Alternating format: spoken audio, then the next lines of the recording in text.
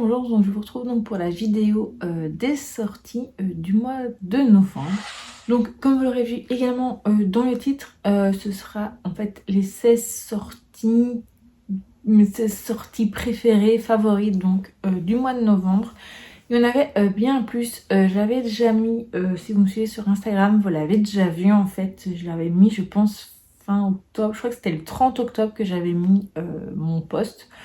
Donc voilà, donc vous pouvez le retrouver dans mon fil, etc. Sinon j'essaierai de penser à bien mettre le lien directement sur de la publication en barre d'infos. Donc j'en ai choisi 16, au début je pensais en mettre 15 et finalement en préparant donc la vidéo, j'ai vu que j'en avais en fait 16. J'étais assez sélective, pas que les autres ne me tentent pas, loin de là, mais c'était vraiment ceux qui étaient tout en haut de ma liste, donc voilà. Donc pour le coup, il n'y aura que deux catégories. Il y aura les romans, donc fiction, non-fiction, les beaux livres, etc. Et il y aura les lectures graphiques, donc bande dessinée, album jeunesse.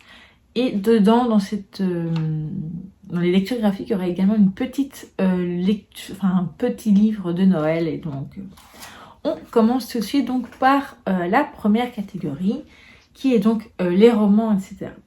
Alors, il est sorti donc le 5 novembre, donc c'est une intégrale, donc c'est en relié, donc c'est une édition collector, donc reliée avec du jaspage. C'est donc L'Empire des femmes, donc de Cassandre Lambert, donc c'est chez Didier Jeunesse. Je trouve déjà l'objet livre très joli. Et donc je vous ai mis un tout petit résumé, donc j'ai vraiment raccourci. Donc au royaume de Sapentia, je ne sais pas du tout comment on dit, les femmes règnent et les hommes ne sont que des esclaves à leur service. Chaque année, les jeunes filles riches choisissent leur géniteur parmi les vainqueurs d'un tournoi sanglant de gladiateurs. Voilà, donc je trouve que ça change un peu, ça peut être intéressant cette société matriarcale. Et donc, ouais, ça fait un moment qu'ils me tentent. J'ai vu qu'ils étaient sortis en poche, etc. Mais moi, cette intégrale me plaît beaucoup. Donc, c'est pour ça que je l'ai notée. Alors, la suivante, en fait, c'est une sortie que je n'avais même pas mis donc sur Instagram, vu que j'ai découverte après avoir fait mon post. Donc, on va dire que c'est une petite nouveauté, rien que pour vous. Donc, c'est les enquêtes de Lady Grace, donc le tome 1, un assassin à la cour de Patricia Finet. Donc c'est chez Flammarion Jeunesse et c'est également sorti le 5 novembre. Donc apparemment il est déjà sorti en broché. La couverture brochée me plaît bien, mais là donc il est en relié, il a l'air très joli. Et donc le petit résumé, c'est donc il y a eu un meurtre à la cour. Le suspect est l'un de mes prétendants, mais je suis convaincue de son innocence. Attendez, je tourne la page. Avec l'aide de mes amis Mazou et Elsie, j'ai bien l'intention de trouver le véritable coupable. Même si pour cela, il faut s'aventurer la nuit, dans les couloirs du palais et les ruelles de Londres. Voilà donc pour le petit résumé, il a l'air très très chouette. Et donc on va passer donc au suivant. Également un qui est sorti donc le 5 novembre. Donc c'est Cet hiver-là de Lauridi de Villa. Donc c'est chez Comet. J'aime bien la couverture. Au début je pensais d'ailleurs que c'était un livre de Noël ou un livre hivernal. Ou surtout de Noël, mais bon apparemment c'est plutôt un livre qui se passe en hiver. Donc le petit résumé, c'est donc Lara Delacruz, une lycéenne sarcastique et au caractère bien trempé, entame sa dernière année de lycée avec un sentiment d'exclusion. Au retour de l'été, elle a découvert que ses 3 meilleures amies sortent toutes avec des membres de l'équipe de hockey. Et pire encore, voilà qu'elle doit donner des cours de soutien à son rival de toujours, James Breyer. Entre provocation, complicité inattendue et premiers émois, leur relation évolue dans un tourbillon d'humour, de tensions romantiques et de découvertes personnelles, le tout sur fond d'amitié fragile et de quête d'identité. Voilà, je trouve le résumé assez sympa. J'aime beaucoup la couverture, j'ai jamais lu de roman de cette maison d'édition. C'est pas la première fois que je vous en parle, je pense, parce que j'en ai déjà noté quelques-unes. Mais voilà, j'aimerais bien en découvrir pourquoi pas avec ce titre-là ou avec un autre de toute façon, mais enfin découvrir un roman de cette maison d'édition. Alors, on va passer donc à une sortie donc du 6 novembre. Donc, c'est le nouveau roman donc de Agi Twice. Donc, jusqu'au plus profond des astres. Donc, c'est chez Gulfstream Éditeur. Donc, toujours un très beau livre avec un très beau jaspage.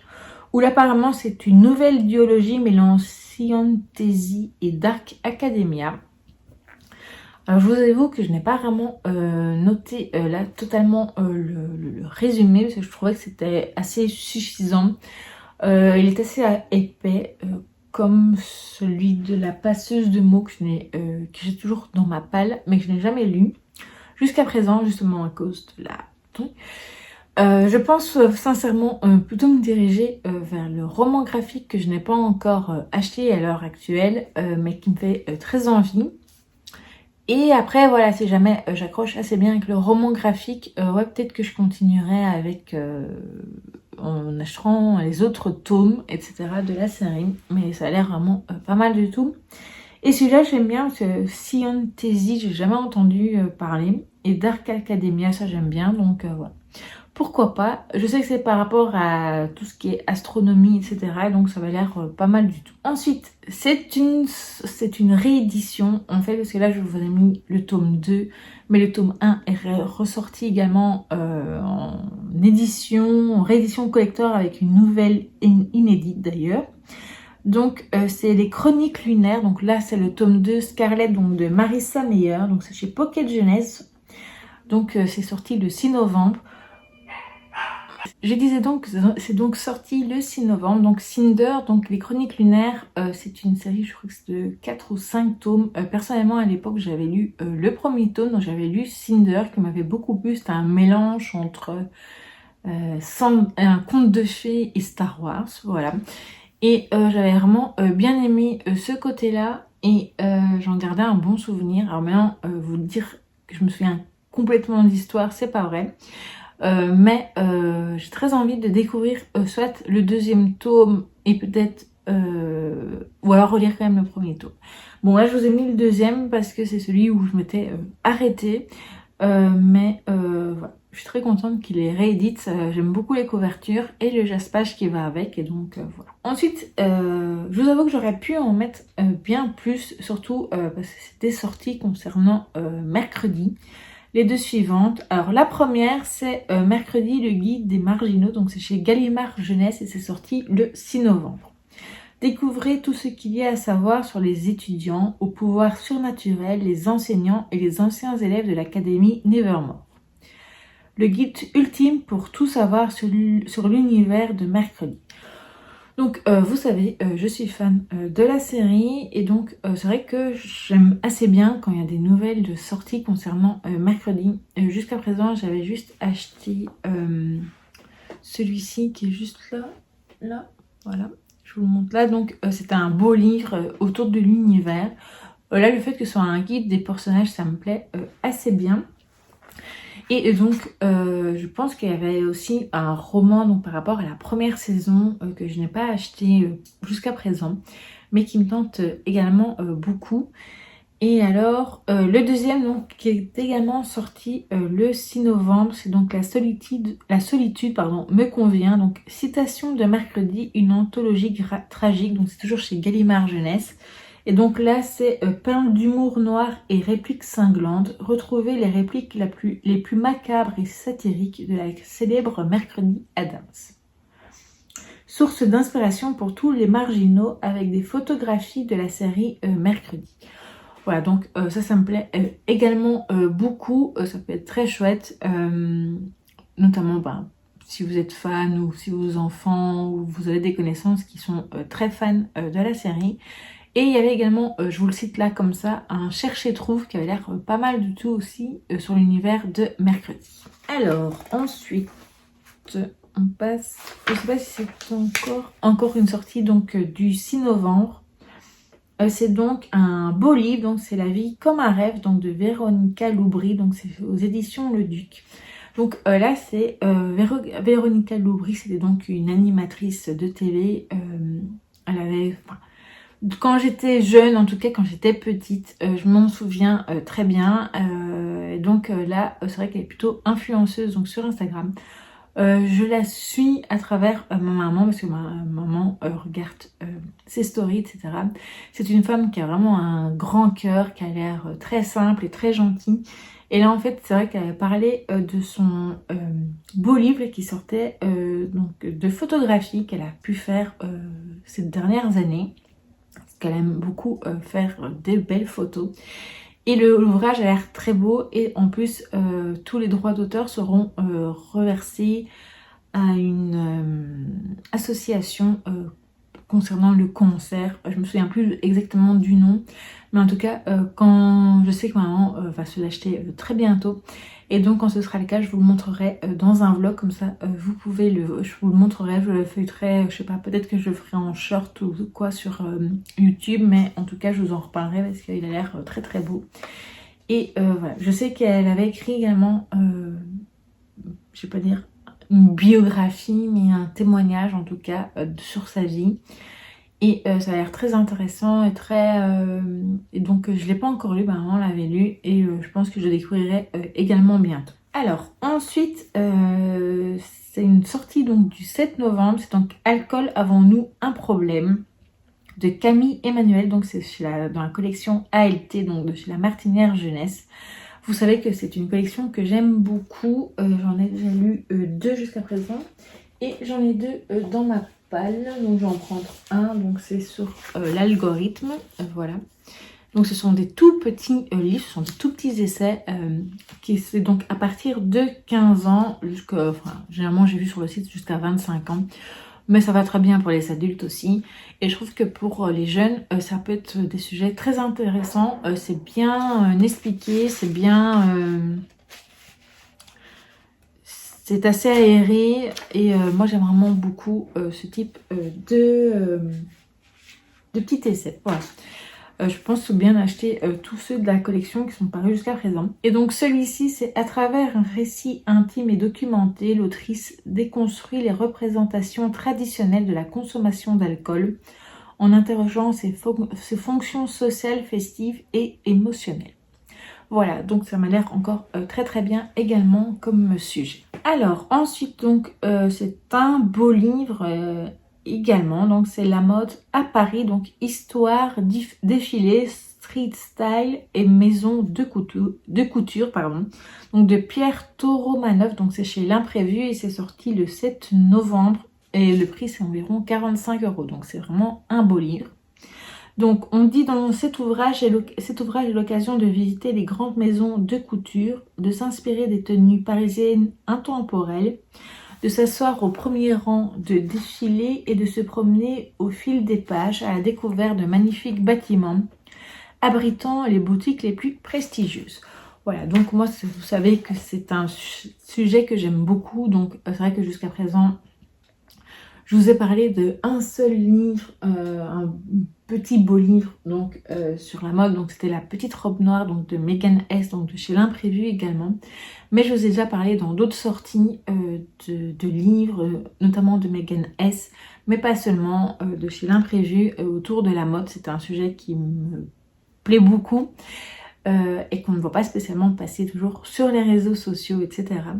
Et donc voilà, moi ça m'intéresse, surtout toujours de la construction des créateurs, etc., de où ils sont partis et ce qu'ils ont construit, donc voilà. Donc là c'est un peu la même chose, ça m'a l'air pas mal du tout, et donc voilà. Ensuite, une sortie donc du moment où je vous filme cette vidéo, donc nous sommes aujourd'hui le 13 novembre, donc ce sont des sorties d'aujourd'hui. Alors la première c'est pour les fans de Stranger Things comme moi. Donc c'est Stranger Things Hawkins Horror, donc nouvelle terrifiante de Matthew J. Gilbert. Donc c'est publié chez Hachette Roman.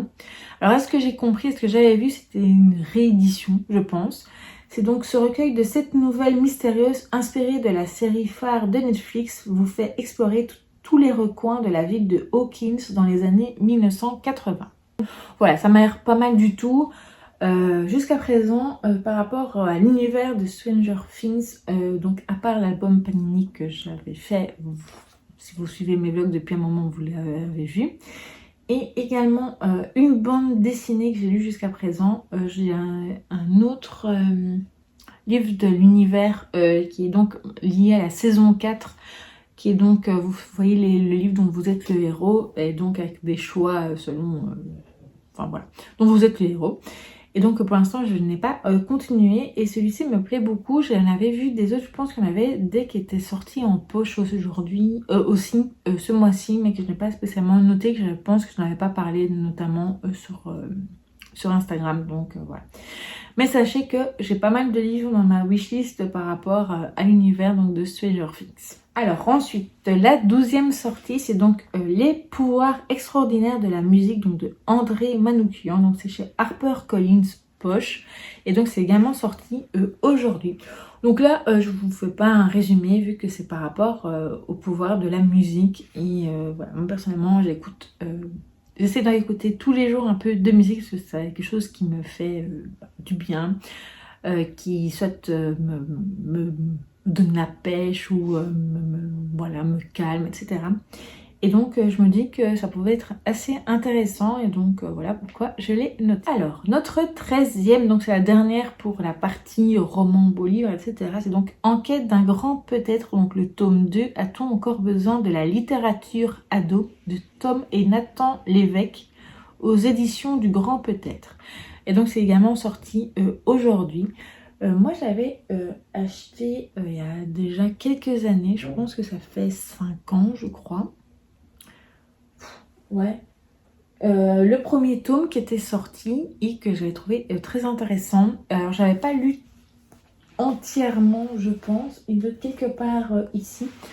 Mais j'avais trouvé c'était très intéressant par rapport à la littérature ado, à ce que ça pouvait apporter et tout. Et d'ailleurs ici j'avais noté donc nouveau livre de référence pour les passionnés de littérature ado.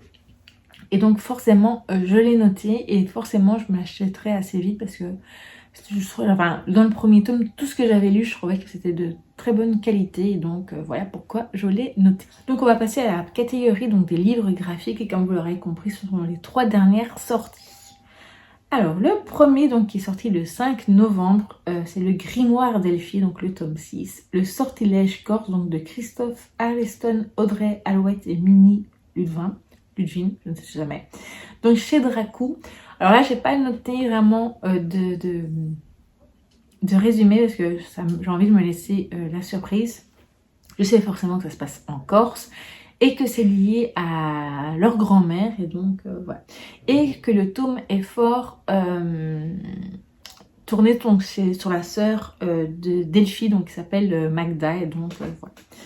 J'ai très hâte de découvrir parce que j'aime beaucoup cette série de bande dessinée. Alors ensuite la 15e, c'est donc Popstar 40 artistes influents, donc de Morgane Giuliani et Jérôme Mazzi. Ouais. Donc chez Gallimard Jeunesse, ça sortira le 20 novembre. Donc c'est découvrir les portraits de 40 chanteuses et groupes féminins. Donc notamment j'ai noté quelques titres, donc il y a les Spice Girls. Voilà, ça c'est ma génération quand j'étais jeune.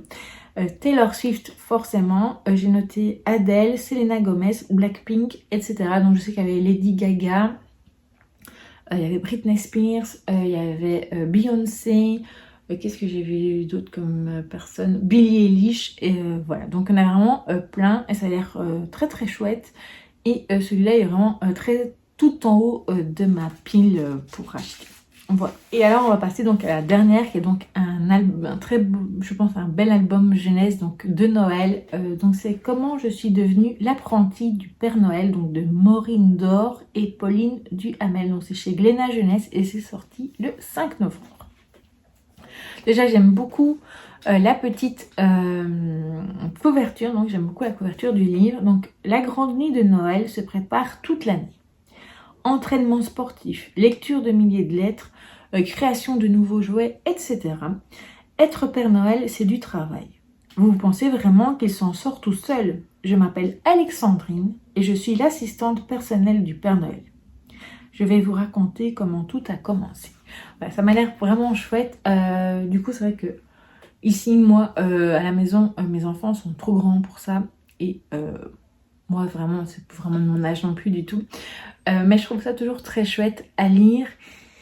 Et en plus, je vous l'avais déjà dit, mais j'aime vraiment beaucoup les albums jeunesse de Noël. Et puis voilà, je me dévoue pour vous donner mon avis, comme ça si jamais ça vous intéresse. Voilà, oui, je sais, c'est la bonne excuse. Voilà donc pour les sorties que je vous ai sélectionnées pour ce mois de novembre. Alors comme je vous l'ai dit, il y en avait bien plus évidemment. Mais voilà, ce sont celles qui étaient tout en haut de ma liste. N'hésitez pas à me dire ce que vous avez repéré comme sortie pour ce mois de novembre. Et je vous dis à très vite pour une prochaine vidéo.